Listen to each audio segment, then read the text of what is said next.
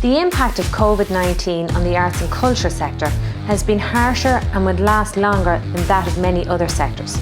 Despite this, artists across Ireland have been doing amazing work to lift our spirits, and the government is supporting them in doing so. Total funding for the culture sector will increase next year by 70% compared to budget 2020. 50 million is being provided to support the live entertainment sector, and this is the very first time that supports of this nature have been provided. Musicians have been supported through additional capital grants which will open in 2020, and artists will benefit through a 50 million in additional supports through the Arts Council. Finally, arts businesses impacted by the pandemic will be able to get rebates of up to $5,000 a week under the COVID restriction support scheme.